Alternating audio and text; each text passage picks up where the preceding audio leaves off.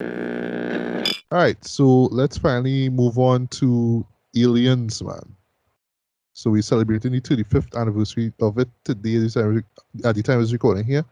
So I'm not gonna go into full details about like the history with Aliens and with that film and how the whole franchise, because Ricardo and I actually did that like what 4 years ago, right?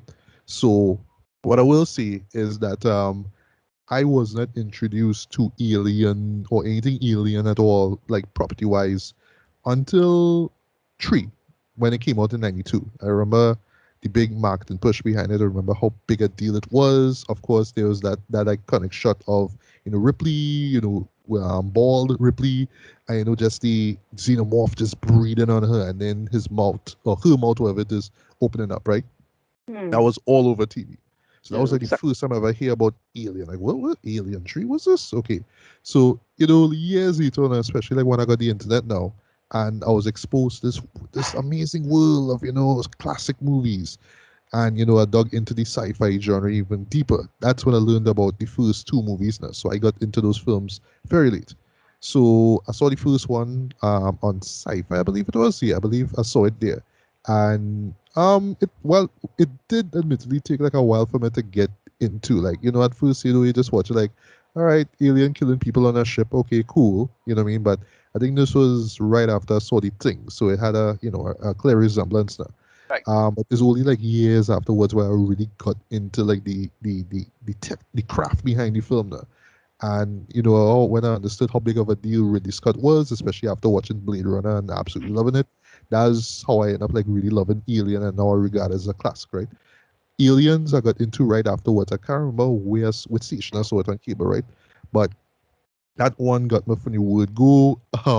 One thing like looking back at it now that really really makes it work though.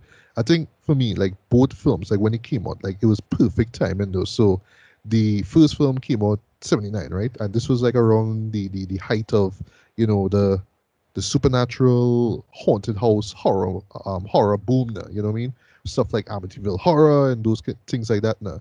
So it's like, all right, we're gonna take that and we're gonna put it in space. Okay, cool.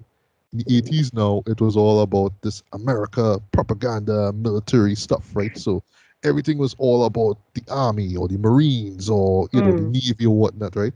So in hindsight, now it makes perfect sense to incorporate that into your sequel to Alien. So like I'm watching this, it's like yeah, it fits because in the '80s, war and military films were a thing. I mean, look at so much movies that came out, right? Platoon, Full Yep. Metal Jacket, Hamburger Hill, Missing Action. It goes on and on. Top Gun, you know what I mean? It goes on and on, and it was just such a perfect fit there. So that was just like smart writing on James Cameron's end. And there's one of those things that you learn later on. Oh yeah, he wrote and directed this, and this was right after he turned each other. And for me, he just absolutely knocked it out of the park, though. Not just with directing, but with writing as well. He was able to do his version of the Ridley Scott film now, but he just added his own spin to it. So in a way, he's kind of paying tribute to what Ridley did, but he's taking what Ridley did and just amping it up by five. And it is just like what you call this white knuckle ride. So it's just tension. Like everything was just amped up, and not just action, but just the suspense, the creatures, the scares. Everything was just ramped up now. And unfortunately, all the other sequels couldn't even match what Cameron did with Aliens. Right? I do kind of appreciate each one of them in a sense that they always try to answer a certain question that the first film asks, right? Because Right. first film always come out and tell you, okay, we don't really know where the alien come from, but here, there's this old lad spaceship, and there's these eggs and all these kind of things. And you're just kind of there like, all right, well, this is it, okay. But it's your first film now. But with the other films, they just always try to answer a question like, okay, where the eggs come from? What would happen if this thing happened, or if an animal gets if a facehugger ends up implanting an egg, and all these different questions that each film asks, But yeah, I mean, the quality for me with the films kind of dipped after the second one. I mean, of course, Alien 3 just so legendary in terms of almost derailing David Fincher's career. Thankfully, he was able to just pick himself back up with 7. Alien Resurrection was just taking all the bad aspects of mid-90s action and sci-fi filmmaking and putting it into such a beloved franchise, and it was just horrible. Um, but yeah, there was also the Alien versus Predator spin-off films. The first one, I mean, it was alright, but the second one was horrible, like one of the worst films I've ever seen. Only Prometheus was because a film. Sorry. only because Sana Layton is there. That's the only reason that first Alien versus Predator get You know, just the mere fact that they were predators, they was the reason why I enjoy that. Yes. that came from Predator too. Remember they saw the alien queen show up. So it's like, oh, Mm. it's a film. That way it come from. Yeah, I And they yeah, just feel like if Aliens versus Predator had gotten that R rating, it would have been so right. good because there's a lot of personality to it, especially once the team up, the whole buddy cop thing starts yeah, to yeah. happen. Near the end. Yeah, we got a Predator with a personality, so to speak, and it was really interesting at that point. Maybe if they started it off with that stuff earlier on, Yeah. it could have been more, Plus that whole PG-13 thing, just, I it, mean, it just it just didn't work here. yeah, And I kind of like the idea of, okay, the predators are like this warrior class now, so to prove yourself, if you want to rise around amongst the ranks now, you have to go into this kind of Mayan pyramid encased in ice, whatever it is, and you had to fight your way through aliens now, and then if you survive, then okay, you make it. So I Yeah. like that. I like the whole warrior aspect of it, right? The sequel Requiem was just painful. I actually rewatched it before taking in Alien Covenant. Hated it. It was just a terrible experience. Prometheus is one of those shows that I defend. I know, Ricardo, you hate that you actually rank as one of the worst films of the decade. But for Well, me, it most was, disappointing. yeah, most disappointing. But for me, it was Ridley Scott coming back, and he was incorporating bits of Blade Runner, the existential stuff into it, and just kind of going back and asking the question, okay, where does xenomorph really came from? Unfortunately, though, it's just all these like dupe moments, all these dumb choices made by characters, and it's like, well, it's an alien movie, so people still have to walk down and alone in dark hallways and get killed, right? Is that? And it was even worse now with Alien Covenant, though, which was a show that I wanted to like by, but I just kind of came out of it like, only good thing was Michael Fassbender, actually, in my opinion, right? But yeah, that was for me the sign where I was like, all right, this franchise is dead. You know what I mean? And just to close things off, I don't even think we're gonna get any other Alien films in the future. I don't think Ridley Scott have it in him to make any more of these films. So I Right. don't know what the But I future heard, of this yeah, franchise I will heard, be. yeah, I heard Neil Blomkamp wants to do something. And I remember that was in Scuttlebutt. I'm I not sure if heard that's that I still. as remember well. that Yeah, too. Okay, yeah. good, good. I'm not sure Pick, if that's still in the working, but I remember yeah, that being in. So whatever. And yeah, he's yeah, a good choice. I like his films yeah. on I that. mean, I love District 9. I love what he did there. Yeah, So right. yeah, Yeah. that's that. Sorry. No, I say at least his first film, right? Second two kind of. Yeah, his first two films. I mean, Elysium. You know, but yeah, that's my little history, somewhat, of the Alien franchise. Alice, you just want to just run through like how you got into the Alien franchise, specifically Aliens and the other films going forward. Well, I would have to say that Aliens is actually my first introduction to sci-fi horror genre. Um, Nice, nice, nice. yeah, the aliens is the most terrifying thing that I've ever seen because any other movie that mentions alien before, it would be like the gray figures kind of thing, and it would just be these bug-eyed looking creatures, not very intimidating in any way. And here comes aliens, where it's this big scary looking thing that Yeah, you can't let its blood touch you because it's pure acid and extremely violent. And not to mention the way that they procreate is a very messed up way. boy. Using you as host and then that ugly looking parasite thing. To see it at that age, it was a bit scarring for me, to be honest with you. And I did not rewatch it until I got much older after, and then enjoyed it more when I got more into the genre, into the horror genre, and those things didn't bother me as much. As a kid, a lot used to scare me. So but personally, the first two Alien movies are my favorite. I know all the rest, but one of my personal one of my personal like guilty pleasures is actually the Alien versus Predator, the first one. I actually like that. All right. Yeah. Yeah. So yeah, that's it. Okay, well, when that this year on Prometheus and Covenant. Yeah, like those were like a one and done for me. I just watched it and I was like, oh, this is absolutely nothing like what I was expecting. It doesn't have the energy and stuff that the other Alien movies had. The story did not carry forward. Not to mention, after the first two Alien movies, I was a big fan of Sigourney Weaver, and I was just like, it just Yeah. didn't work out for me. After they killed her, that like ruined the rest of the franchise to me. And even worse when they brought her back in Resurrection, right? Right. It was Yeah. like, what? It just All right. confused me. So I was like, I'd like to pretend those didn't happen and just whenever I want to have an Alien marathon, it's just part one, part two, and that's it for me. Right. Yeah. Julian, history with the Alien series, like how you got into, and specifically how you got into Aliens. Yeah, I would have seen the original Alien before Aliens. I mean, I think watching Alien is like, wow, this big sci-fi horror. I mean, I don't think I would have seen a lot of sci-fi horrors before that, so it would have been like, okay, what is this? What's going on here? And then watching Aliens, and it's like, okay, now we've kind of gone from sci-fi horror to kind of sci-fi action with horror elements as well too, and completely so changed the movie, and I was blown away by it. So there's usually like a fight between the two, between Alien and Aliens, but I think Aliens usually nudges it out. But yeah, I think it's a perfect film. I love it. It's infinitely rewatchable, action, comedy, uh, even horror elements, great characters.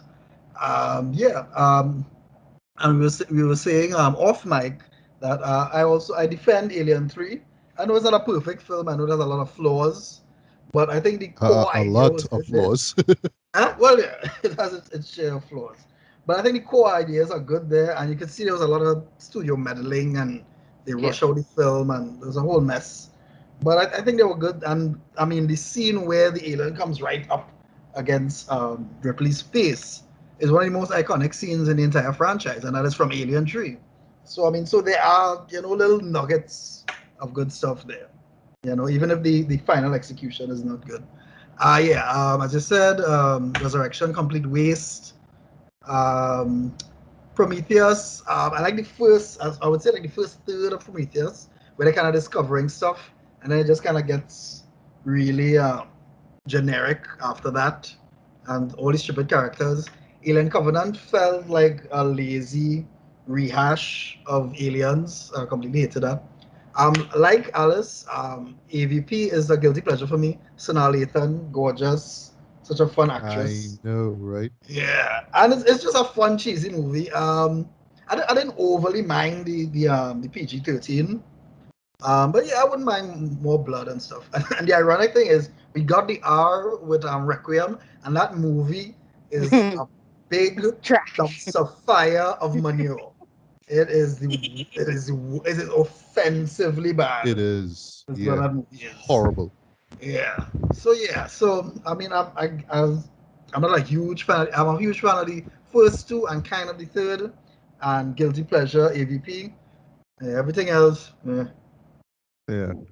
Ricardo, quick history with the Alien series. Yeah, so for me, I saw this movie first in the franchise. Where I saw it on VHS at my cousin's place, and yeah, loved it.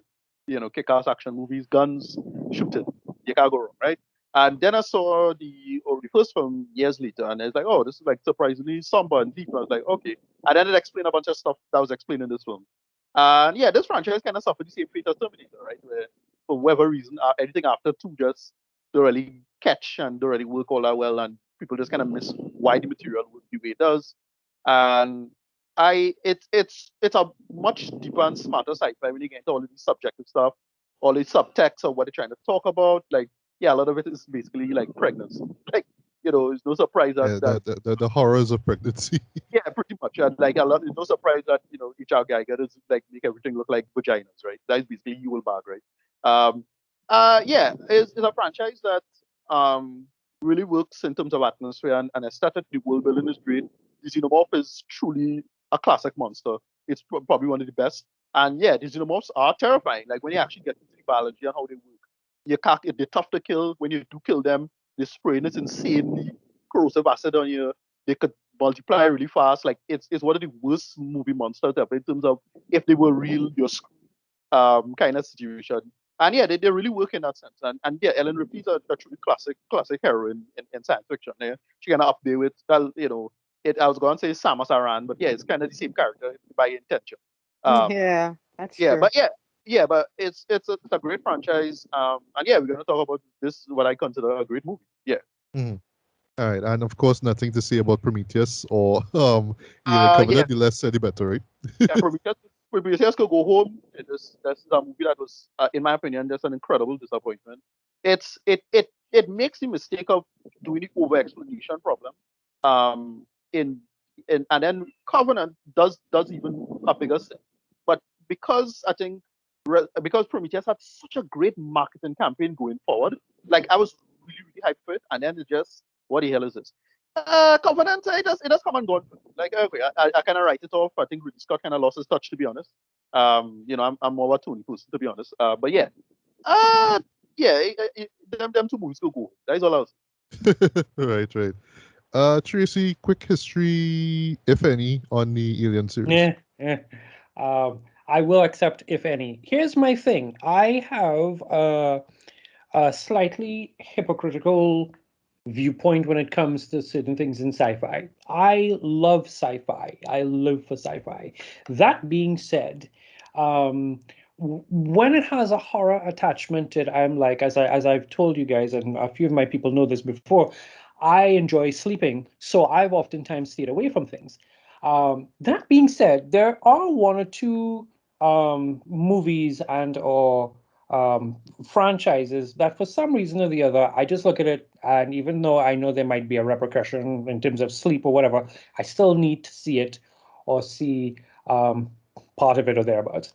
And for me, Alien falls into that category where Alien and Aliens, I have a memory of being at home and seeing the TV teaser trailer, whatever it is like that for Aliens 3. And I'm just jumping over to Aliens 3. And it's just the egg and the announcer saying it's imprinted in my brain 3 times the terror, 3 times that it's just 3 slashes on the egg of itself. I think And is Yeah, I three think times I the remember danger, that. three times the suspense, three times the yeah. terror. Yeah. And so you see that, and it's so simple. Things like that makes you want to get up and be like, okay, let's see what's going on. And with the advance of like cable, you can legitimately go back and see these older movies. So jumping back now to like the original Aliens, the original Alien, 1979. I have a love for it, and I'm using the word love because it was a slower paced movie, and I think about like how movies operate now, where there's no time to enjoy or to, well, I mean, you can enjoy, but everything is so fast paced, and I'm thinking about things like how slow everything was in terms of even just letting people enjoy a meal before the chest buster comes out of your stomach, Yeah.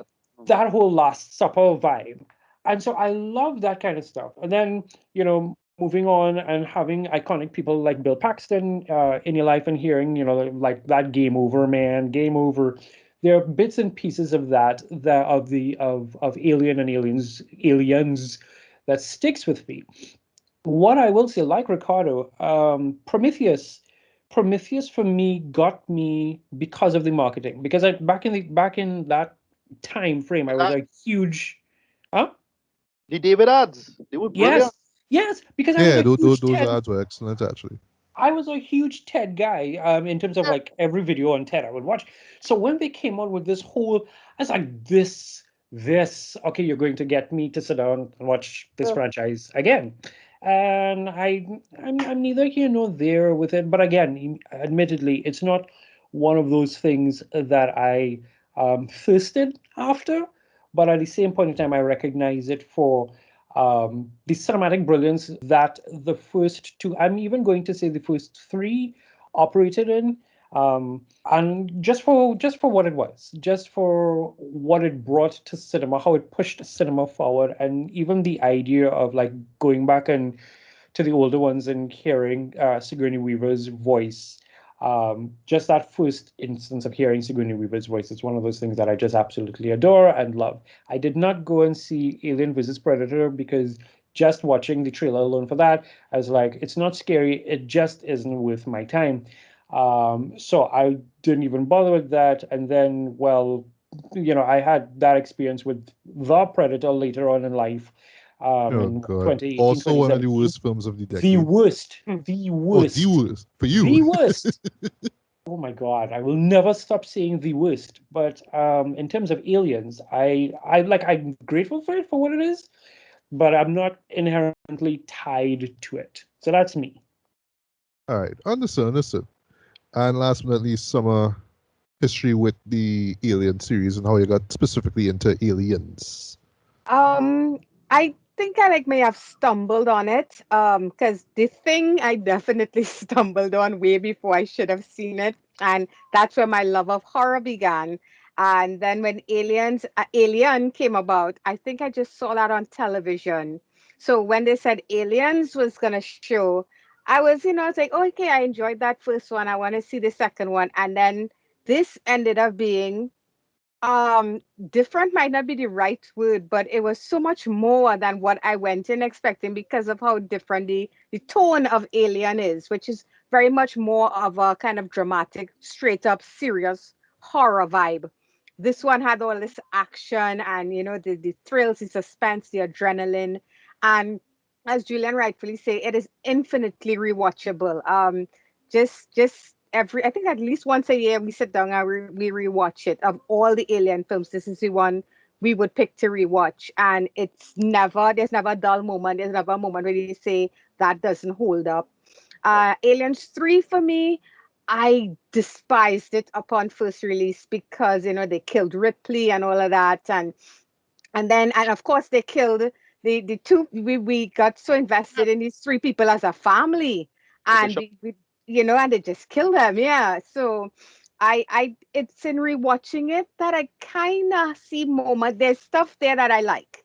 As a whole, the movie, no, but there is stuff there that I like and I appreciate.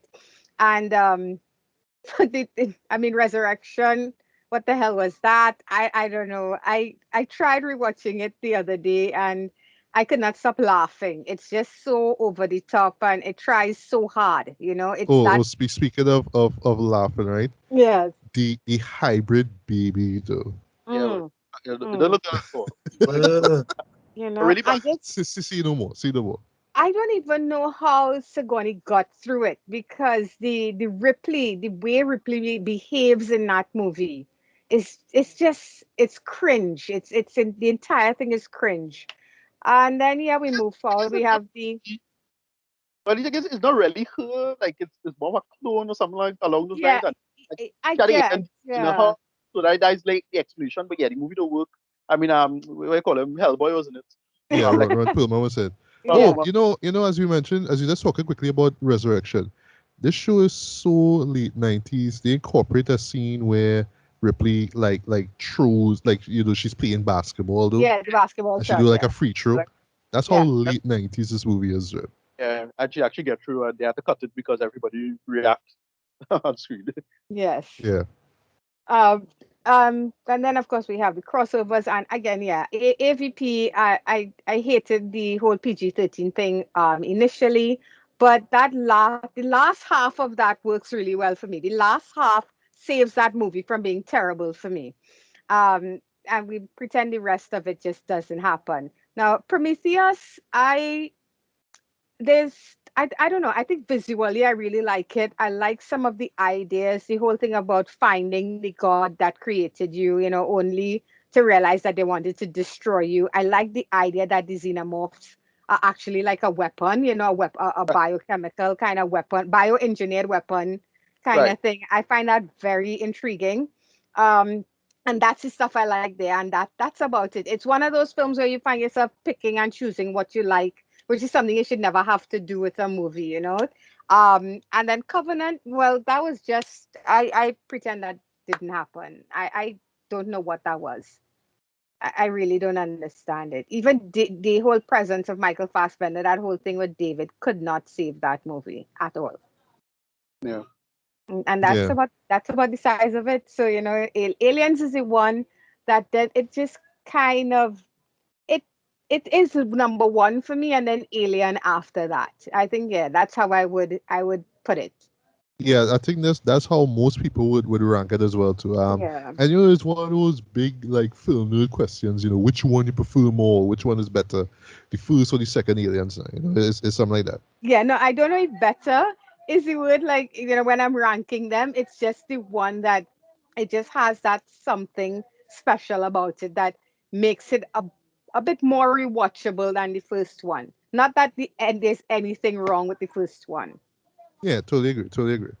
All right, so without wasting any time, let's jump into Aliens. So we kick off with sorry, we kick off with Ellen Ripley, played by the incomparable Sigourney Weaver. If you remember from the final minutes of Alien, she's in cryo sleep basically, with the cat Jonesy, and where this film opens basically is that the salvage crew comes in and removes her from the cryo chamber, that she's currently in, right?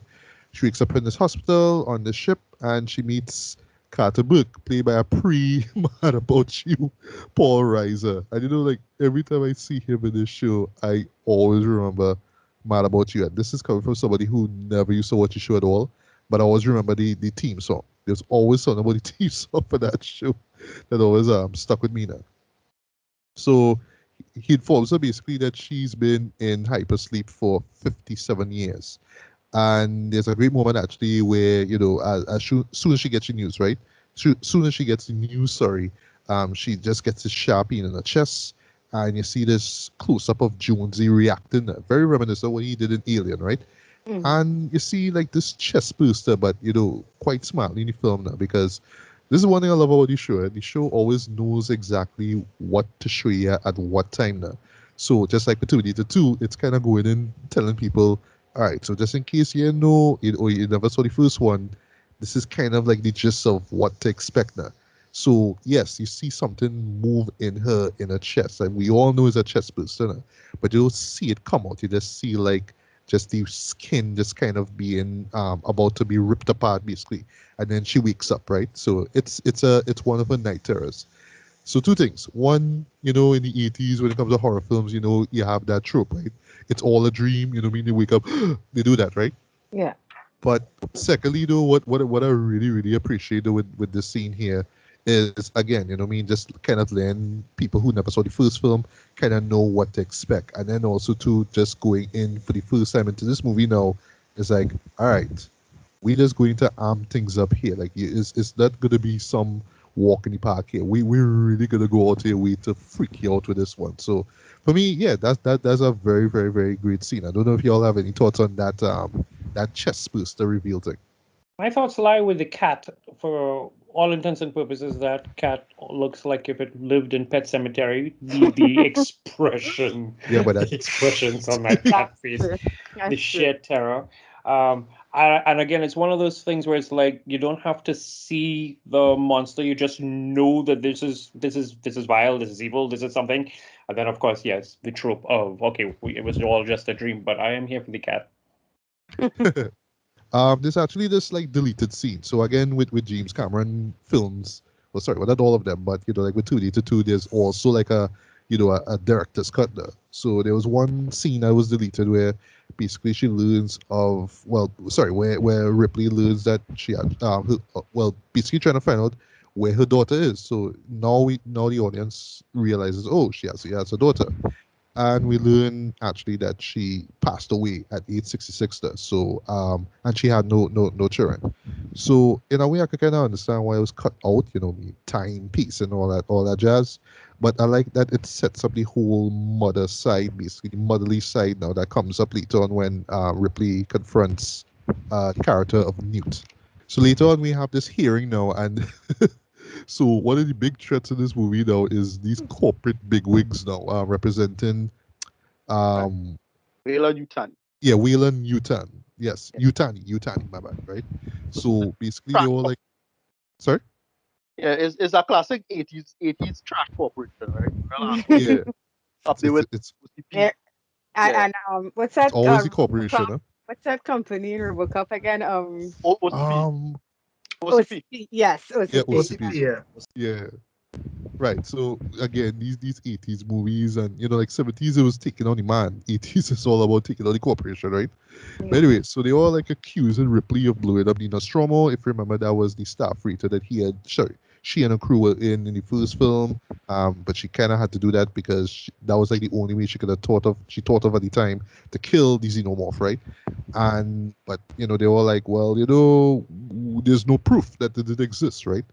And even though she mentioned the thousands of eggs that they ran into on LV-426, that's the planet that they went to because there was like the distress signal that was sent out, it's not there. We will later on why they're not there, right? Basically, right?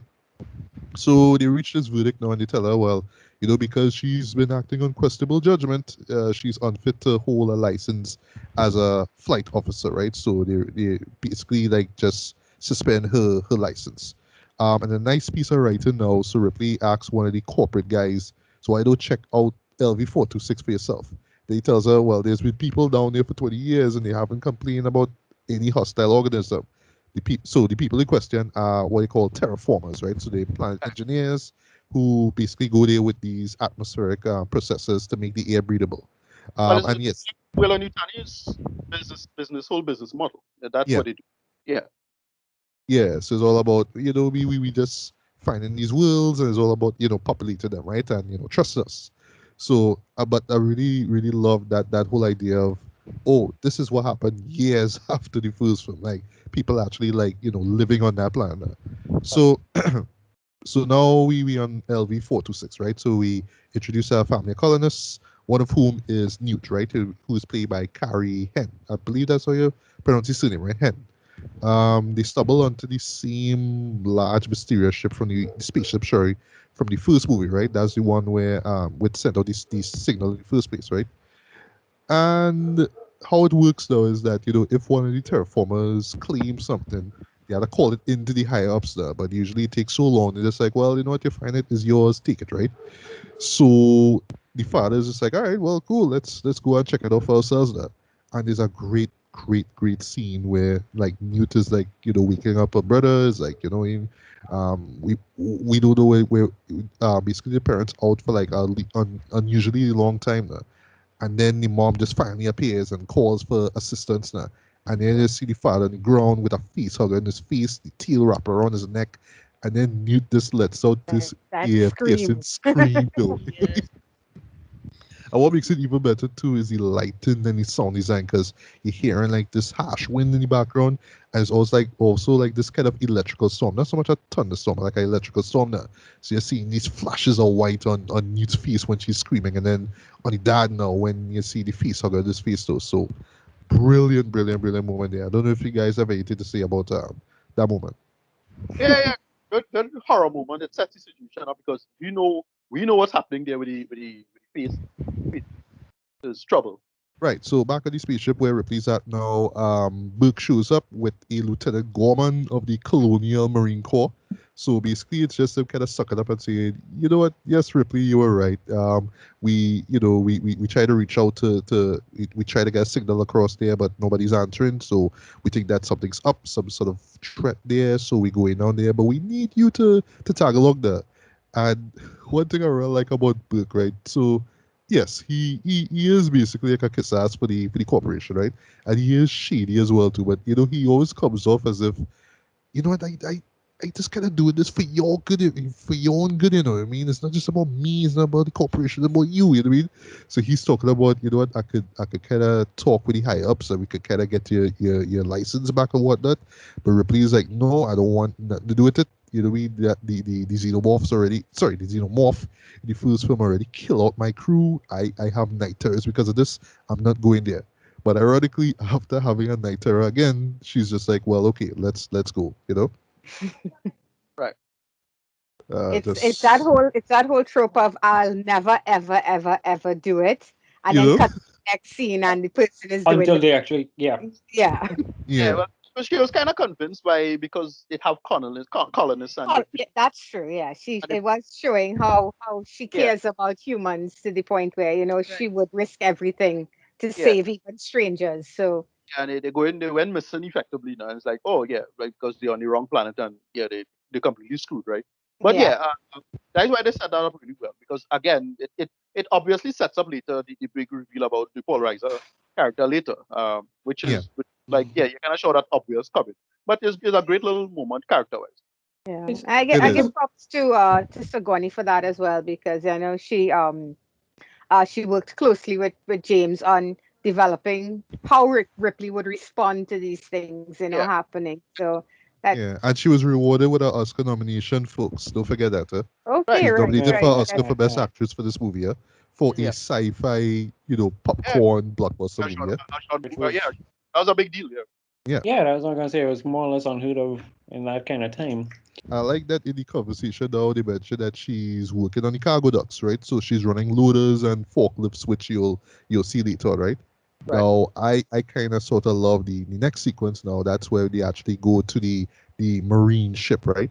What makes this work though is that it feels like is a shot for shot remake of like the opening sequence for the first movie, but it's right, not actually. It's more like a Yeah, homage, of that scene basically. What it is that you see the ship itself, right? And for me, like looking at the exterior of the ship, it looks very much like some sort of like large intergalactic gun. yeah, So which I believe is all intentional. I mean, props to like the people behind the scenes for, which I'll mention later on. that, Just the craft behind this film yeah, is exactly. excellent in my opinion. You know, yeah, That will make this franchise work really well. It does what we call now cassette futurism, right? Where everything's still looking like 80s computers or everything, but you still get a sense that all of this could work, and you could have a bunch of explanations. Everything don't have to look sexy and fancy or futuristic, quote unquote. yeah. Um, that sense, and yeah, I like a lot of production designers just rewatching the film.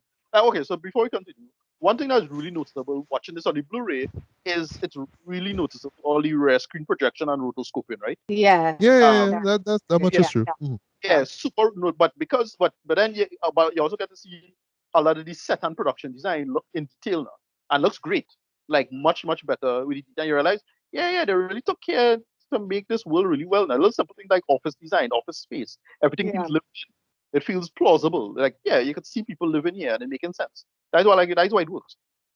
Yeah, I don't know Agreed. if Yeah, it's a thing with like films of that genre, like from the mid '70s onwards, though. But I just always love the idea that we're not going to go ultra futuristic and whatnot, but we're gonna make it feel practical and lived in, which adds to the realism here. But Yeah, yeah, though, speaking of interiors though, so I just love how the interiors look like, just how realistic it, so to speak, looks. Um, Also, I like the idea of you're seeing all the crew members in cryo sleep as well. It's very reminiscent of the first film as well. And just like in the first film, you see the cryo chambers open up and they wake up, and they literally from like a long sleep basically. So again, it almost feels like a shot for shot, sorry, remake of what we saw with the opening though. But again, it's just new people now. You know what I mean? The only constant basically is Ripley here. But I don't know if right. you guys have anything to just say about just the opening and just how. Last thing I'll just say also too, the slow camera pans, similar to like what Ridley Scott did in the first film, and just attention to detail, seeing the guns, seeing the dropship, seeing all these little things there. And Yeah, then, of course, the scene reveal, everybody waking up. By the way, Al Matthews, by the late great Al Matthews, who plays Sergeant Apone, one of my yeah, all-time favorite characters. I love when he wakes up, though he just puts a cigar in his mouth and just goes in. I can just watch that with yeah. so, This is where so brilliant. yeah, it's a clear reference to that character in Halo. Uh, if you know who it I think is. he Oh yes, yeah. I think he was inspired or Yeah, modeled by Al Machuzo. pretty much. Yeah, that's Yeah. it's pretty much the same figure. Yeah. The Marines are a lot of fun. There's only one thing that this don't really hold up, and that's one of my favorite characters. But it's who plays her now. That is John Connor's adopted mother. Yeah.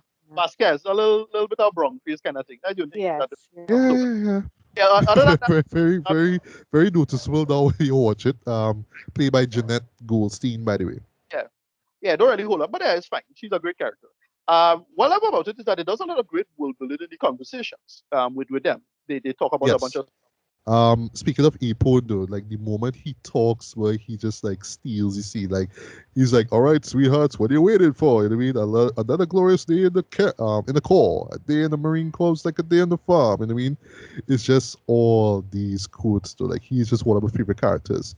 Vasquez, I mean, yes, she has presence and whatnot, but you know, like it's one of those things that you know, like the first time you watch her, like when you see the film, you have no idea who she is. It's like, yeah, I mean, she's Latina, right? Because she's Vasquez, right? So years later, it's just like, well, no, she's not actually. Yeah. So I really it's like didn't when you know. see her again, I it's like, didn't know. well, come on, you could not cast somebody else for this. She was a pretty convincing Latina.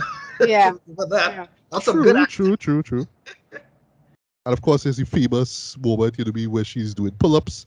And I don't know, it's something with James Cameron and women doing pull-ups because the same thing that Linda Hamilton Yeah. does in Yeah. 2022. You know what I mean?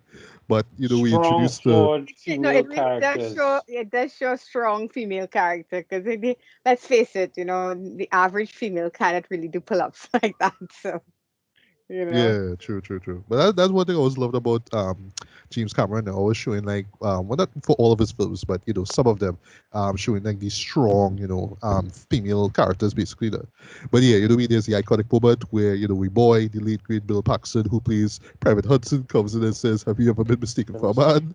And she says, Yeah. "No, have you?" Have you? Timeless, timeless. Like What I love perfect. about and what I give it's I guess it speaks to the writing, it speaks to the directing. It's we don't really spend that much time with these Marines and yet you feel like you know them. You feel like you know everything about them and you connect with them so quickly. It's not something that is usually that easy to pull off. It's not easy to pull off and it's not something that you usually see well done in films, even in recent films. Once the cast is more than three people tend to get lost in the shuffle. And I never really feel like that happened with any of the Marines here. Yeah. Yeah, Yeah, agreed.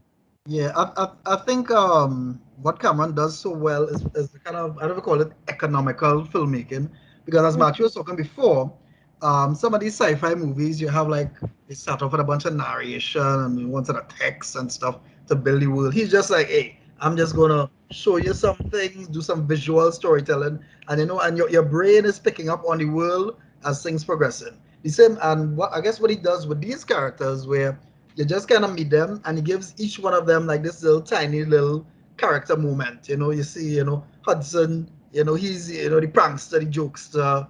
You see, Oh, Vasquez. and also he's the ultimate badass, which I love the shoe that's kind of flips on its heels, basically. You know what I mean? Yeah. Mhm. Yeah. So even though some movies they have to have an entire arc just to explain a character, just like boom, character moment, you know. And so yeah, so you Yeah. get a feel of who these people are. So when they get thrust into danger, it's like, hey, you actually do care when their life yeah. signs start to drop. Yes, Really yes. good job, my Cameron. Yeah. Simple. It's simple like this. Yeah, it's simple like little conversational things, like you say a line or how they say it, how they bounce off each other into what they talk about. Like again, they mentioned I have another alien race in the alien universe called the Arcturians, right? And Yeah. they Yeah.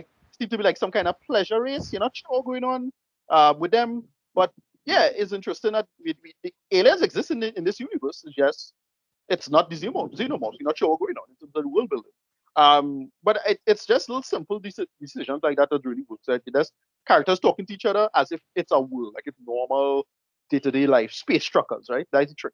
Yeah. Yeah. But you know, as I mentioned, the breakfast scene, Ricardo. I've heard, or at least I think I probably saw it because by the way, the behind the scenes, making of these alien movies, which are available like on the Blu-ray and stuff like that, are excellent. You all need to check those out. But I believe, if I'm not mistaken, Cameron actually filmed that breakfast scene at the end of the film. Right, So right. by the time the actors, the camaraderie between them actually was developed, during filming. So by the time they all Right. sat down, it's just like, yeah, we went through the shit together, you know what I mean? But that's why it feels really natural. But speaking of that, now we introduced Bishop, played by the great Lance Henriksen, right? Mm. And it's one of those moments, one of those kind of what I call a bro moment. Basically, it's like the chug, chug, chug, or the tote moment, right? But Yeah. it sets up so perfectly who he is, and essentially what he is that he's an android. Because yes, in the world of Alien, there's also these androids as well, right? Ian Yeah. Holm, the lead with Ian Holm, he played an android in the first film, and the Yeah. reveal that he was one is still one of the most memorable moments of the first film, Yes. right? Yeah. Especially with that Absolutely. milk blood Yeah. that gushes out and all that kind of stuff. Yeah. But yeah, That scene here is traumatized me for life. is the shot of the head, like just the head, and you see Yeah. like all these little like ball things like sticking out from his from Yeah. underneath his And the neck, and white he's talking. fluid coming out, yeah. Yeah, and he just talk Yeah. like blah, blah, blah, blah, like that. Yeah. There's a lot of great world building with him as well. So the opening sequence with Bill Paxton's character, where he had to do the little knife thing, and Yeah, and yeah. Yes. Which I love, by the way.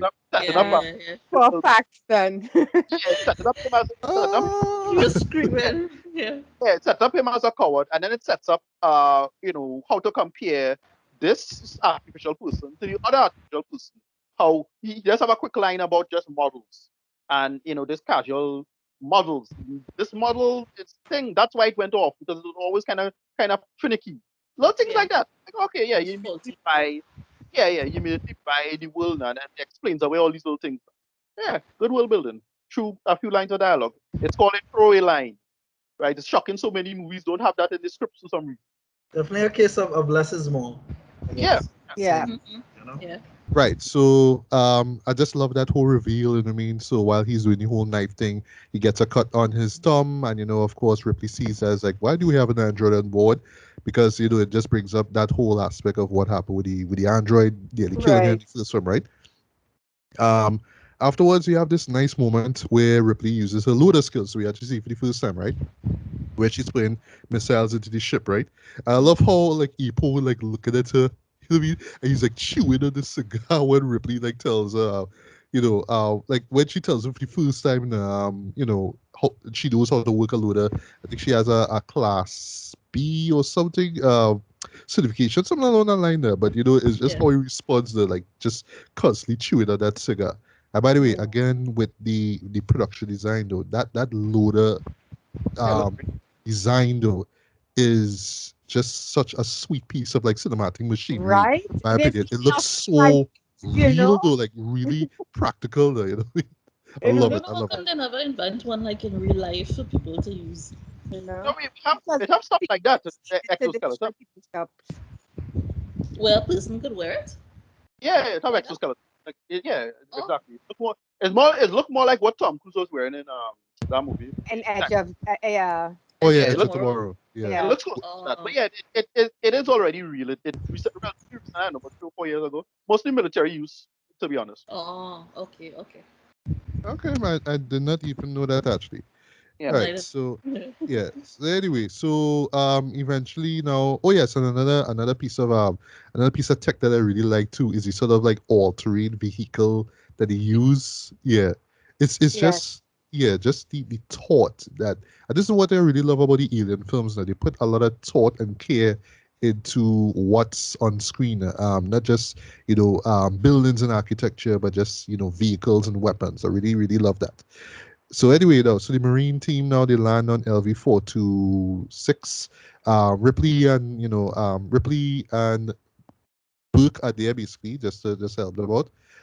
They arrive at this sort of abandoned facility area, so they're looking for signs of human life, right, and bug life, right. So as far as the tech goes, one thing that I really love about the tech that they have with the weapons is the motion trackers. It just adds so much as far as the tension in the film. That And especially how they play it with the added to the sound design, it makes for some great moments of tension, right? So I forgot to mention too another guy who's in it as well too is Hicks, right? Who is played by Michael Bean. We of course you remember him as Kyle Reese from Terminator, right? And Mhm. if you watch the extended version of Terminator 2, he's there as well, right? The same character. So they basically, well, him, Gorman, Ripley, and Burke, they make their way to the south wing of the facility, right? So that's this where they have this medical facility area, right? And this is where we see like these seemingly dead face huggers, right? And you have that great shot, me just one of them looking at one of the containment units basically, and one of them actually alive. And just again what you said, Ricardo, the sort of vaginal imagery now, what I mean, especially when you see, oh, that's what latches on to the person's face there, because remember Yannick. the first film. Now I say it's very unique. Yeah. Okay, remember the first film, they said that basically it was supplying oxygen to the victim, even though Yeah. it was perfectly could see the person's face, and they had the tail around its throat, sorry, around the victim's throat, neck basically, right. So the Marines spot some movement now in the trackers, and they of course they take it as it's some threat, right? But actually it's Newt, right? Well, actually her name is Rebecca, but she calls herself Newt for short, right? Nobody calls me Rebecca Brother. but my brother. I was always going to say her parents, but yeah, her brother, right? um it's actually like a great setup. It's one of those things I actually forget right in the movie. This show has lots of great setups and payoffs by. So Hudson now picks up on the possible location of the surviving colonists, right? Because apparently the colonists were all, they had like these chips implanted in them there. So you see like a whole bunch of them in this sub-level at this processing station nearby. So they all thinking, well, yeah, I mean everybody just they all hold up now, so they all go there now. And as they near into the sub level now, again, what I mean, Geiger or Giga's, imagery and all that kind of stuff. You see these sort of what I call like how the xenomorphs kind of do like terraforming of their own. So it has this sort of like skeletal look to how Yeah. the interiors look there. It's very slimy, and I mean this all this sort of bone like structures, and you're not really sure what it is. Apparently it's very hot as well, and you learn later on, well, it's because um that's basically what the xenomorphs do is they capture their prey, and they have them in cocoons basically, right? Um, and if I'm not mistaken, the sort of like structures that they put on the roof of the walls though is one of those things in alien law which I don't think was ever explained though. Like why do the interiors look the way they do? Like what do It, they it, do to spruce up the it, place basically? it's no different from like insects. It's like when termites hollow out a tree or something like that. Yeah. It's just biological matter. That's all it is. We don't know Like a anything about. hive. Sorry. Like a hive. Yeah. Right. Yeah, exactly, like a hive. Yeah. Right. Yeah. Right. So another nice bit of setup now is the area itself is like this nuclear reactor there. So if the Marines find any weapons, they will basically kill everyone, including the quote unquote colonists, right? So all the Marines have to remove the magazines from their guns, right? Hicks, luckily for him, has a shotgun. Like he says, I like to keep this handy for close encounters. I imagine if you were a kid back in '86, you probably thought that was like the dopest shit ever, right? But anyway, you get we now get the first reveal of what's going on with this weird alien terraforming thing, because you actually see like a human body now encased in this like weird slimy alien resin thing, right? It's a great reveal actually, and even better now is that you actually see the person is alive, right? So it's all like, please kill me, right? And Right. it doesn't stop there, Jed. So like while she's saying please kill me, a chest booster like literally comes out of her chest, Jed. And I would still say that this is one of the most frightening scenes in the movie. I imagine it's worth for people going into this movie for the first time, having not seen the first film, um, and not knowing exactly what these chest boosters are or how they look though. But just the moment when it comes out and you see the blood and all that kind of stuff, it's still a very effective scene. And even better now when you see when it keeps cutting back to Ripley's reaction, because she's watching it on the monitor now. So great. And it does not stop there. So A group of xenomorphs now, hidden in shadow above the Marines now, start moving slowly towards them. I just love the aspect that, yeah, they just all like looking around, like in front of them basically. And these buggers literally like right above them, and they just know exactly when to move at what time, right? So it's a great shot actually where one of the female Marines now looks to her left, and then on the same sort of weird skeletal wall, you see one of these xenomorphs like moves in for the kill though. Yeah. And for me, though, that is the kind of shit that nightmares are made of, though. Like aliens are literally all around you, Dre. That is frightening as hell. The So of course she camouflage being gets, surrounded. yeah, Xenomorphs always wake up and choose violence, right? I know, right? Right. And then what I love too is that whole you have these badasses who have been in every kind of battle so far. So they, Yeah, Yeah, they feel like they know exactly what they're capable of and yeah. nothing can stop them. Yeah, Nothing And but should then you're phase them. faced Yeah. and then you're faced with something you've never come across. So what do yeah. you get? You just get mass panic. yeah, It's, exactly. Yeah. And yeah. it's a lot of really hype moments for the Marines earlier. Like, that part with Vasquez, with Vasquez and a friend with the auto gun, Yeah, real Rel Right. flexing and showing off. Exactly. Yeah. Yeah, yeah, yeah. We are there. We're like, oh, these guys can handle their stories. It's like, no, right. they've never been up against anything like this. Yeah, exactly. Yeah, exactly, exactly. Right. So of course, the female marine gets killed. A couple others get killed as well too. Epone unfortunately gets killed off screen. I wish you could have seen what happened. But anyway, the other Marines, including Hudson, just goes apeshit and start firing as well too. Ripley's watching all this from behind the scenes, and she's like, well, they need help. But Gorman's all freaked out. He doesn't know what to do, and Ripley's like, you know what? To hell with this, right? She commandeers the vehicle, drives off, and to rescue the Marines now.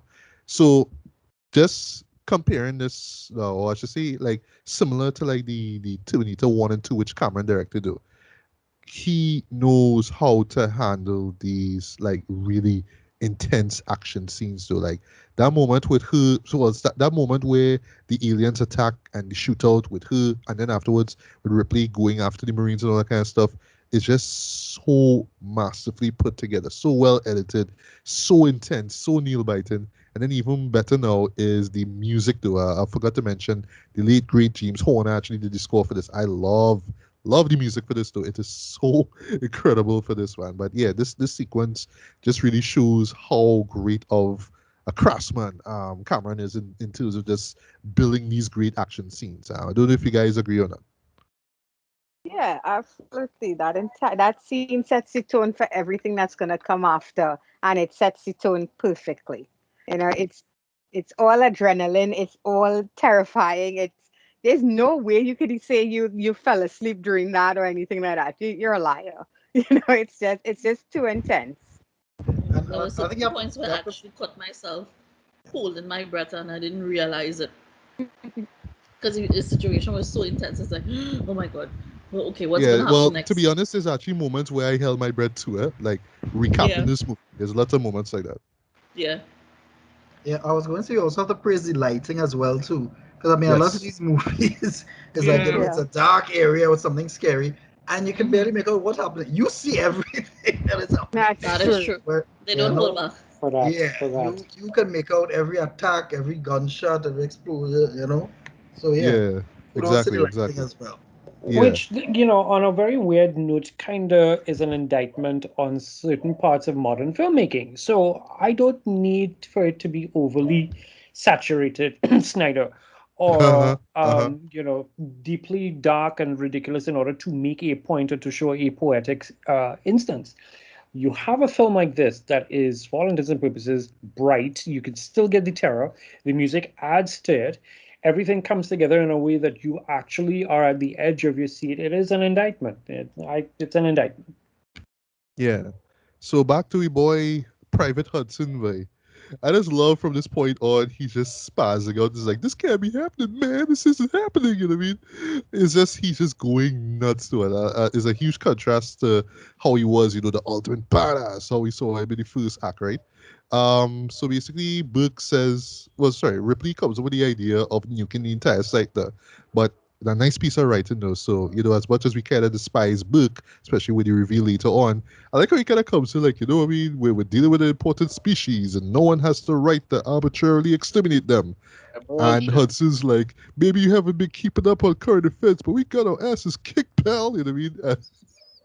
It's just how he keeps going off though. I love it though. Hmm. But because Epone is dead now, Hicks now, well, Corporal Hicks, I should say, he's next in China Commander. I love how Ripley makes mention of that now. He's like, she's like, well, yeah, he had to make the decision, and Burke is like, well, no offense, but he's a grunt, right? But still, he's like, yeah, we had to nuke this place, right? So I love that.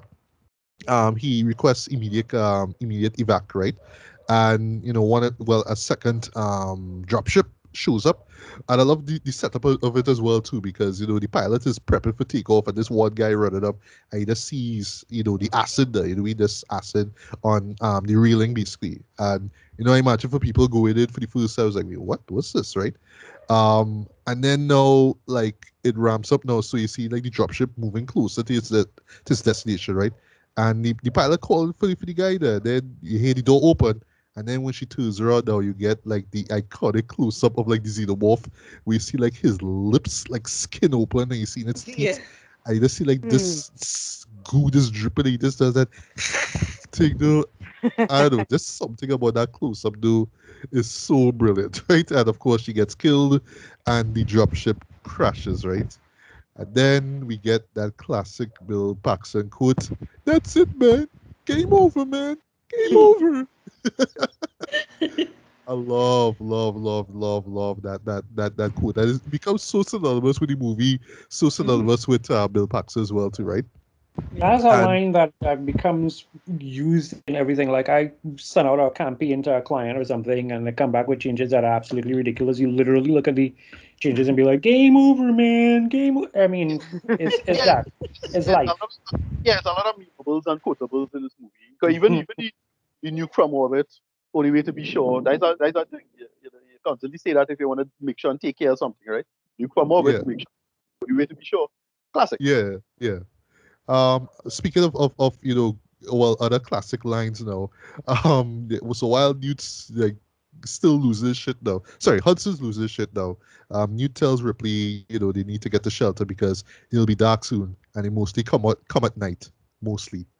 I just love that whole like her seeing mostly twice though. Like it seems kind of innocent, you know what I mean? Like they mostly come at night, mostly something along that line. So I love It's that. funny. Just today, we were playing Destiny 2, and Troy is like, we're dealing with some creatures called the Hive, and Troy is like, they mostly come out at night.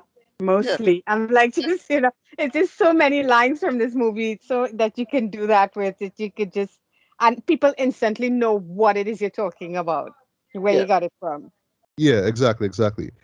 Speaking of Newton Ripley, there's a really nice moment involving the two. I believe it's stretched out in the director's cut now, where the mother daughter dynamic Yeah. is realized, right? Just like them basically like just sleeping together in the same sort of medical place, basically, right? It was a really nice moment though. Afterwards though, Ripley and Bishop try to figure out how much of these xenomorphs are there, right? And one thing, like I say, at the very beginning, what I love about these Alien sequels now and prequels, for the most part, is that they always answer one burning question. So the question in this case, which I feel this movie, answers very well now, is that if they came from eggs, who's laying them? Yeah. Remember in the first movie, you saw like thousands of eggs, but we never questioned them. All we just got was one egg. We got the face hugger, chest burster, and xenomorph. That was all we got, right? One egg. But again, who's laying the eggs, right? So I love that, this film, asks that question and answers it later on, right? And then now, um, it ends with Bishop basically saying that, Burke requested that the alien specimens not be disposed of basically, but put into stasis and sent back to the company for future research, right? So we learned in the following scene now that well basically that Burke was the one who kind of issued the order to send the colonists to LV 426 without even warning them of these xenomorph presence there. Right. So just like, yeah, I mean, place is safe, right? Don't worry about that old spaceship, I mean, blah, whatever, right? And I mean, Yes, I mean Carter's a piece of shit though, but I just love the way how Paul Reiser plays him though. You know what I mean? Like just almost like, but still, you know what I mean? If think about it this way, though, you know what I mean? He always plays it off like that though. He just always makes these really, really bad calls, man. You know what I mean? Right. So basically where they're at now, the Marines kind of set up in such a way that there's this tunnel leading up to where they right. So there's this tunnel basically leading up to where everyone is, right? All the survivors, but they set up like these robotic guns basically, which is every time I see it, it's always remind me of RoboCop in a sense. You know what I mean? That's how they just move in a sense. But other than that, though, is just the idea that it will just kind of hold them off there. You know what I mean? While they figure out this stuff, right? Of course, even though it has heavy, just a lot of firepower, it's not enough because they just keep like swarming basically. And after a while, these xenomorphs get smart. It's like, all right, well, we can't go through the door basically, so you have to find another way to get in basically, right? But basically, though, the idea though is that they have to get the well, basically another dropship to come to meet them, right? But they have to go to this uplink tower because the communication got messed up basically with the crash of the second dropship, right? So Bishop decided, yeah, what I will handle things, but I need to get from here to across there, so I just need to go along this large conduit basically to get there. So he's handling that, right? And then we get this incredibly terrifying moment. Still one of the most terrifying moments in this movie, bar none, where Newton Ripley, after taking the rest of whatnot, well, Ripley gets up now, and she notices, sorry, that one of the containers where the facehugger was on the floor, like empty, right? And Mm. if you hate creepy crawlies, yeah, this scene will always get to you though. But yeah, basically they trapped in this room now, and there's this face hugger that's just scurrying about the place, like literally looking to jump on either one of their faces, right? And there's a great reveal though where they try to open the door, but it's locked. You know, when they bang on the window, it's like help, help, help, and then, good boy, he's watching the monitor, seeing them screaming for help, and he just turns off the monitor and goes back and talks to Hicks, man. I was like, wow, man. And that's the Yeah. reveal basically where we realize, yeah, I mean, yeah, Burke is a piece of shit, right? Like if yeah, this is the moment where we kind of realize that, right? So in a really smart move now, Ripley activates the fire extinguishers, and Hicks comes in time, frees them before the face hugger, or should I say face huggers. Because it's a nice moment now where you realize there's another one actually. It's been even at Newt, which was a great moment though. Like there was one that was targeted Ripley, but there was Yeah. another one that was going to jump on Newt. That was actually a great moment as well. So yeah, he comes in the nick of time and saves them, right? And then afterwards, they basically pull up they basically sort of interrogate Book now, and then, well, he kind of reveals that, yeah, basically the plan was to impregnate either Newt or Ripley, so when they go into cryo sleep now, uh, he could just kind of do whatever he wants with the other cryo tubes, basically where the other Marines or survivors are. But as long as the impregnated person is sent back to the corporation, that's fine because they have a specimen, right? So it's a way for him to get the specimen through quarantine, the easiest, basically, right? Yeah. Undetected. Yeah, undetected, right? So the lights go out now, and then like this squad of xenomorphs head towards them, and we get this sweet, sweet, sweet reveal because they're all like, "Okay, where are they? They're coming closer. They're coming closer, but we not see them. Where are they?" And they're like literally above them in the air ducts. Every Yeah, time I see that, I'm like, yes, this is All of them on top. so it, so clever. I love that. Like they've been trying to get through the door for the longest while, keep getting shut. Of course, they're gonna look for another route, right? So yeah, they're right above them. I love that. Shots of fire though. Hudson gets pulled down by the xenomorph. So yeah, that's the last time we see him though, and it's sad. I know we like to laugh at him and whatnot for the game over and all that kind of stuff, but when he gets pulled out, it's like, cha boy, you know what I mean? Damn. Yeah. Yeah. And then we get one of my favorite scenes now where Burke is just running away now, like the coward that he is. And I imagine like, audiences both clapped and screamed at the same time. So he opens the door and he stands face to face with a xenomorph. Awesome. I love it. I love it. He goes I down. cheered Yes. and clapped at that scene. Yes. Like, imagine people was probably clapping and like trying to block their eyes at the same time when they first saw that. With such a Yeah. good moment though. Yeah. Vasquez goes on like a badass, because she's in one of the air ducts. There's a nice moment where she puts a boot on one of these xenomorphs' heads and shoots at it with her handgun. I love that. Gorman tries to save her. And I think she says something like I always knew you were like an asshole, something like that. But he does this, well, he sacrifices their lives basically. So he pulls on this grenade, it blows up. While this is going on now, Newt is, trying to escape as well too with Ripley and Hicks, but she gets trapped in this ventilation shaft and she falls and goes down this air duct now, and she ends up in like one of this like some of these well, basically like this subterranean pipe area basically, but it's all flooded out, and then we get, in my opinion, one of the most iconic moments in the entire franchise. So, and going back to what Siskel said, Gene Siskel, this was the moment which took him out of the movie again. We putting little children in peril. But I don't know. I just love that shot of Newt in this like flooded section of the area below. And while all this is going on, I mean, Hicks is trying to like cut open the floor underneath now to try and save her. But is that shot though when you see the wolf like rises from the water right behind her? Just that shot alone though is just it's just perfection. It is pure horror brilliance in my opinion. I don't know if you guys agree with that, but yeah, that shot alone is just like part of like horror movie history in my opinion. So by the time Hicks, does this thing, Newt's already gone, right? And while they so basically while they upon entering an elevator now, they attacked by a xenomorph. That's Ripley and Hicks, right? So Hicks shoots at it, but acid blood gets on his suit, and he has to take off the suit, and he's injured at this point, right? So meanwhile, now Bishop successfully gets the dropship to arrive at the uplink tower. But Ripley's like, you know what? We need to go back and see if Newt. I know she's alive because I've seen they just kind of have the humans, cocoon. They're not gonna, kill her as yet, right? And then, also iconic in my opinion, though, is the sort of pulse rifle slash grenade launcher Oh slash yeah. flamethrower thrower combo that Ripley like You're just combos giving me together. you're giving me flashbacks of the game in the arcade. I that I it was know, so right? so epic. It's I just how she actually just had that takes life all as these and well. just does puts the duct tape over it. It's just like it's just genius. I love it. I love it.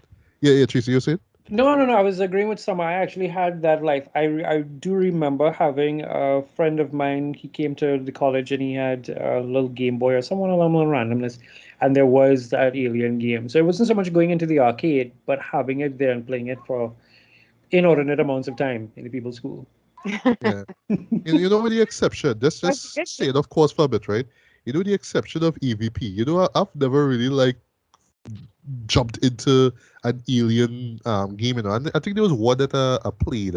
I can't remember which one it was. I think it came out in the early 2000s. But like, I've always been admittedly afraid to play an alien game because I know of the claustrophobia and fear and just the terror that these games kind of generate there because you're It, looking around, it's dark and all that kind of stuff. So I've mostly yeah. stayed clear of those games It's because funny. of It's jump funny scares. Now. you say that because the first game was the one in the arcade is Yeah. very much a James Cameron love letter, and it's awesome. It really was awesome. Uh, Um, yeah. The Alien versus Predator games are great in the arcade. I used to play that in the airport. They Yeah, had, yeah, it was great.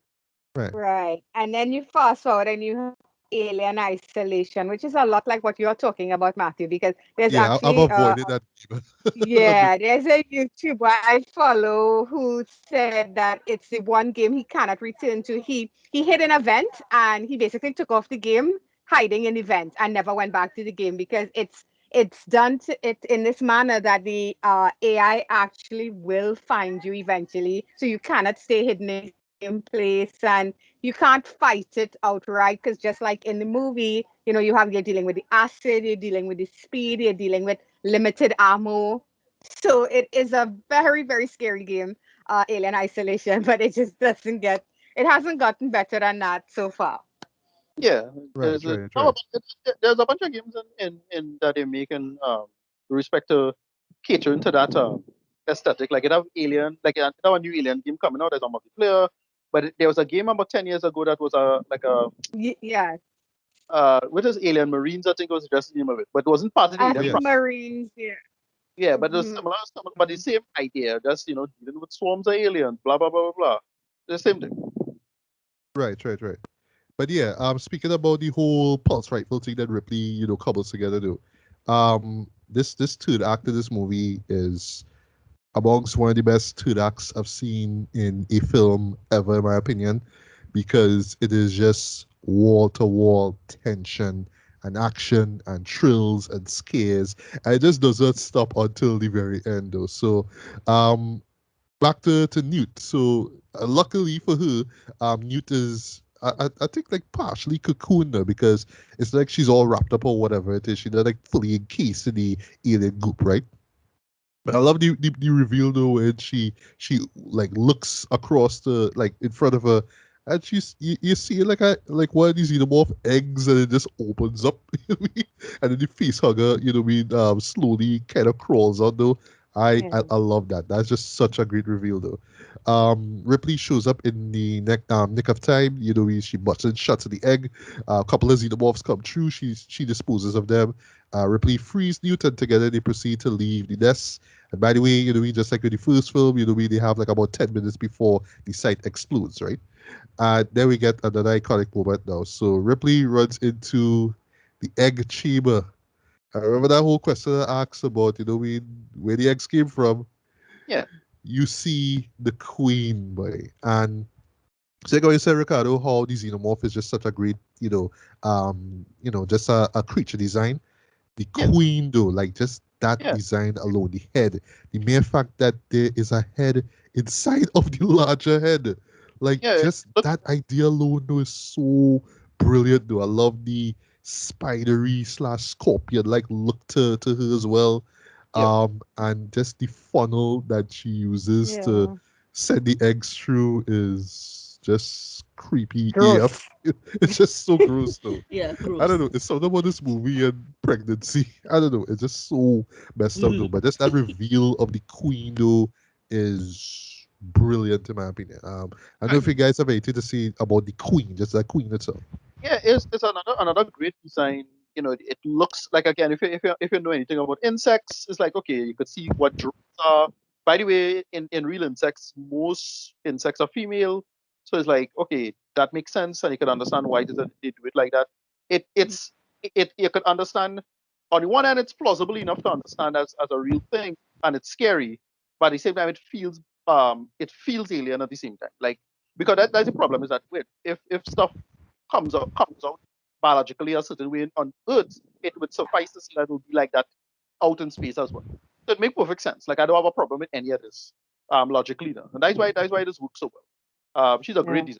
My favorite Yeah, design. great design though. Yeah, one of the best designs in the Alien franchise ever, in my opinion though. So Ripley though, she starts to talk the queen there. So she's launching the flamethrower at the eggs though. There's like a blink in the miss moment though, where the queen looks at one of her guards and you see the guard just kind of walks back. You know what I mean? 'Cause the guard like moving closer towards Ripley there, but she's like, no, step back, trust me what I'm seeing. Just move away. Just move away. I love that, right? And then one of the eggs, hatches now, and then Ripley is like, you know what, to hell with this, right? And then she just starts torching the place down. She just goes ham at this moment. She's torching eggs. She's shooting at xenomorphs. She's shooting grenades at the egg chamber. And, she's like torching everything though. Um, and there's like this quick moment though, which I imagine many female viewers probably like when they see this is when the queen like exits the funnel, like when she rips Yeah. herself off of the funnel though. Yeah. Yeah. Yeah. Mm. Oh, God. Jesus. Like I, You know, I, I I'm a, I'm when a, you I'm a cut guy the like I tongue felt that. through I felt that. and the guts come out, that's what it looks. No, I'm saying when you like when you mash a cockroach and the guts come out. Right, That's right. what Yeah. that's what But that looks Indeed. like. but it makes sense. Gross. It's a good analog of a biological process. It's like Mm, it's something, a lot of animals will grow something and then they could rip it off of them just to move or escape or something like that. yeah, So, like, yeah. Yeah. yes, it's mobile mode for the queen. She have to fight. She just say, okay, F this after fight, and it's logical. It makes sense. Yeah, it does. I I get just the love the feeling, thought put into this film though. yeah, I get the feeling that a lot of research went into the behavior of insects and so on when they did this movie, when they had the design for the actual alien and the behavior of the queen and so on, Mm. because it is very insect like behavior. Yeah, Indeed, yeah. And like I would say, like, in terms of just making a sci-fi story or just doing world building. I mean, just the research and effort put into just flesh out this world, though. Yeah. It's inspirational. I imagine it continues to inspire many, sci-fi writers and whatnot, right?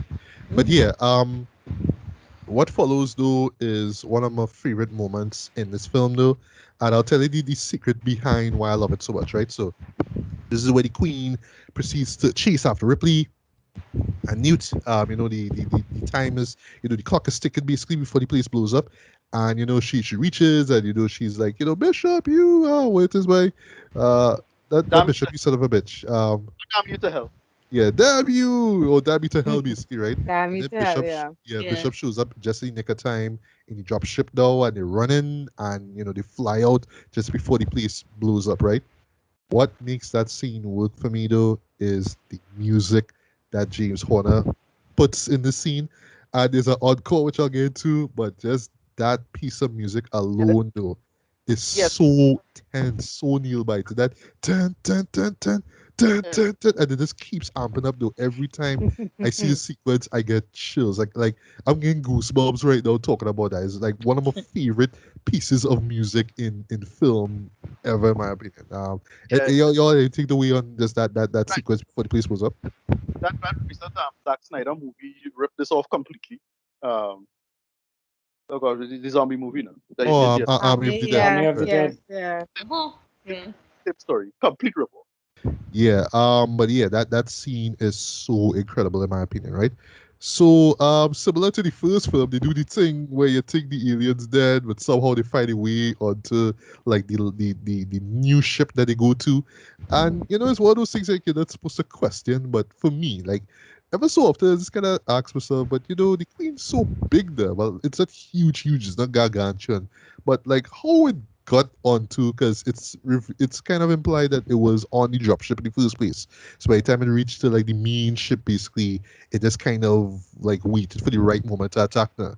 But She still, found it's out. one of those things you just kind of wonder, well, like if it was on the ship, like wouldn't there be some sort of like issue with weight, with the ship Yeah, flying? I don't know. Yeah. It's just one of those Itself. things, right? yeah. No, that's the only thing I'll kind of excuse because I could understand it getting on, but like they wouldn't have feel it in terms of weight. I'm not sure how much this could lift. It's like whatever. I just accept. Yeah.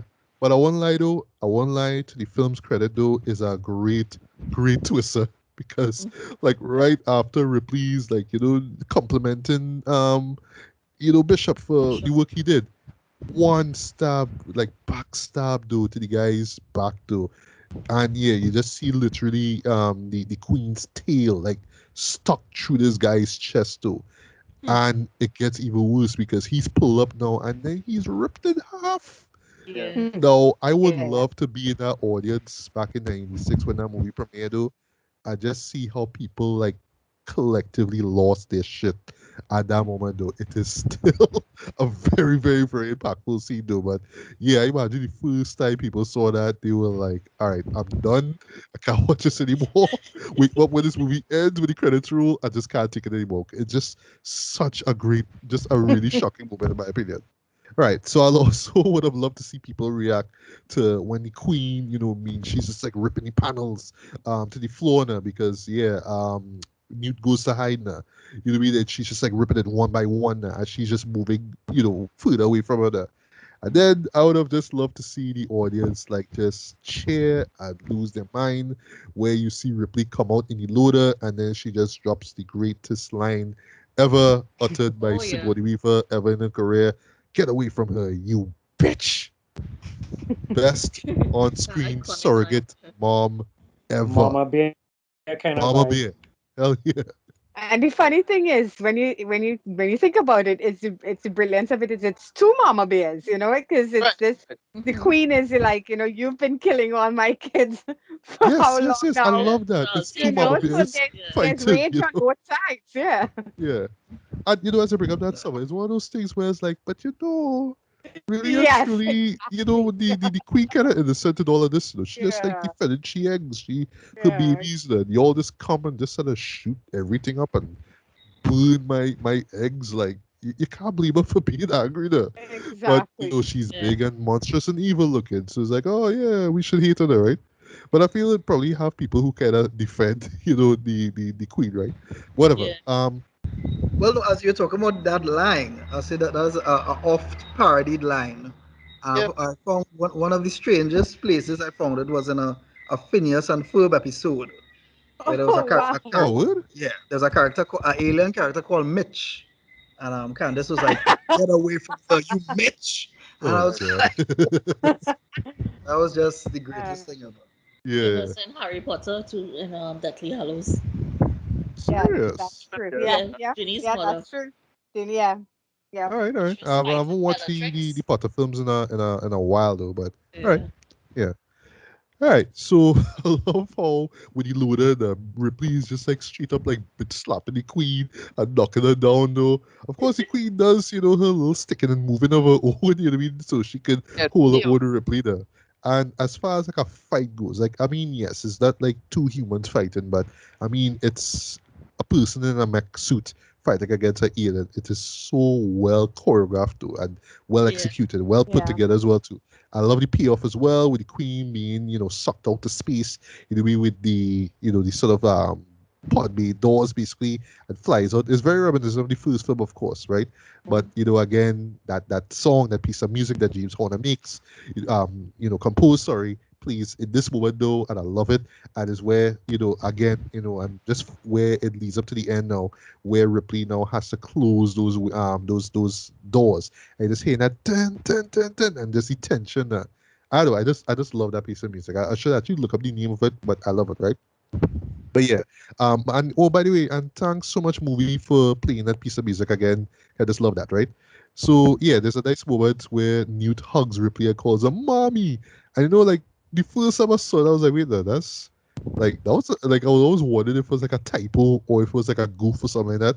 But like the more I think about it, it's like, well, it makes sense with the mother-daughter dynamic, and it's just such a beautiful moment actually, right?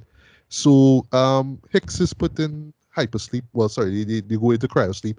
Um, Bishop, who's split in half, but he's alive. Basically, he's put Yeah. in like this clear body bag, and Newton Ripley, sleep peacefully, and that's where it ends, right? But in a blink and you miss a moment, actually, it's one of those things that you had to like, it's one of those Easter eggs, basically, if you want to call it that, right? If you listen to like the last 5 seconds of the movie, like when you see released by 20th Century Fox Corporation, you hear the sound of something scurrying, and it's implied that it's a facehugger. So if you Right. go into Alien 3, that's what caused the crash and all that kind of stuff that happened, that led into the beginning of Alien 3. I was like, okay, Hello. that's clever. I like that. That's cool. So, even back then they were doing little sequel BT stuff there, you know what I mean? But not exactly saying yes, folks are gonna get a sequel. So I love that, right? So in closing, Aliens is hands down one of the best sequels ever made. It's one of my all-time favorite sequels, one of my all-time favorite sci-fi films, horror films, action films, sci-fi action horror films ever, in my opinion, though. For me, it shows just like Terminator 2, right? Which I still put above this, and like I still consider Terminator 2 to be like the best action film of all time, best sequel ever made. But this one, Aliens, I would say comes at a third because I still have to give respect to the Godfather Part 2, because that to me is like the archetype of how to do proper sequel, a proper sequel filmmaking, right? But yeah, with this one here, boy, this was the one that like you like for me like Terminator 2 was like, all right, that's James Cameron, is his property, he's doing what he wants and making it work.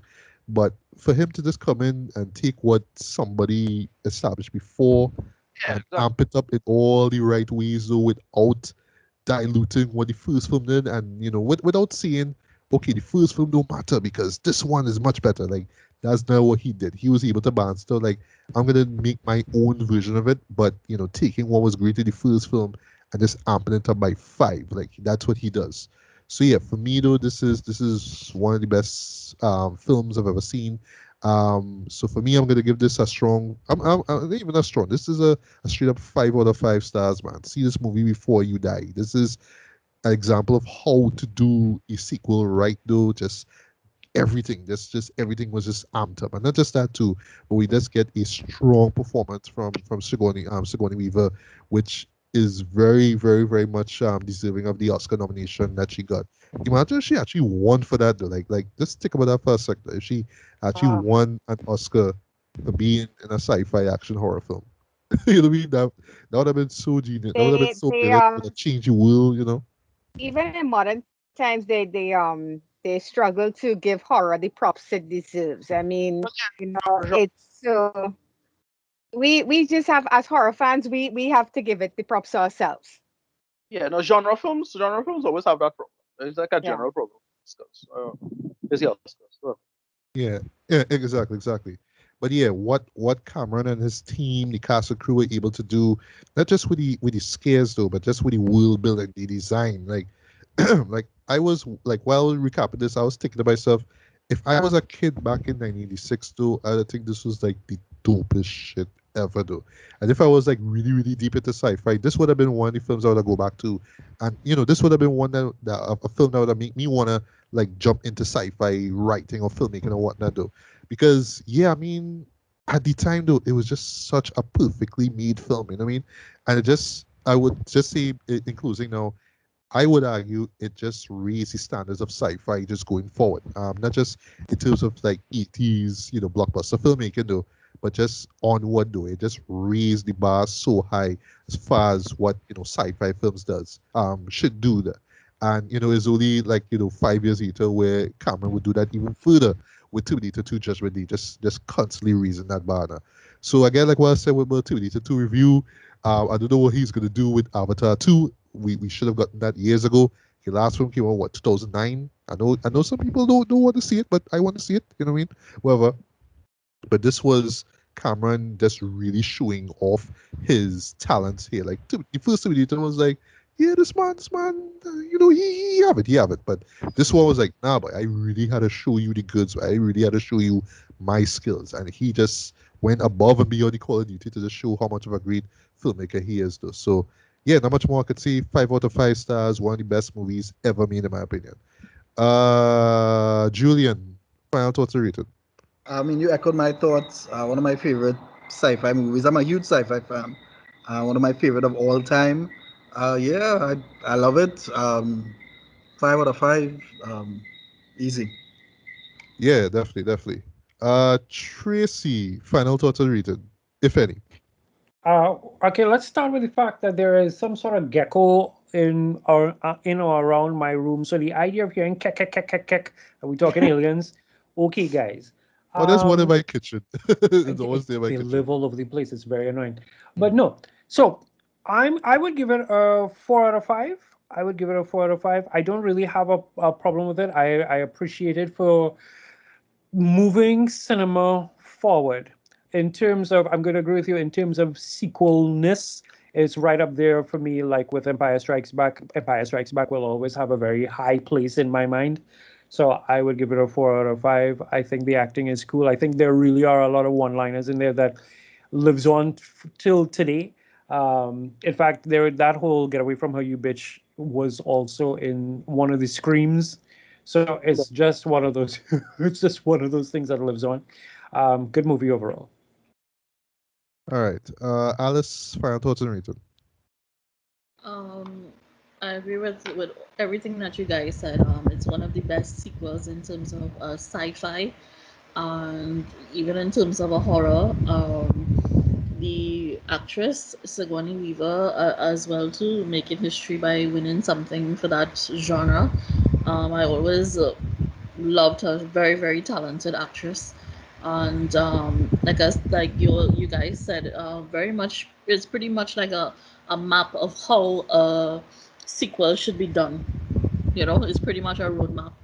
I'll give it a solid 9 out of 10. All right. Summer, final thoughts and rating.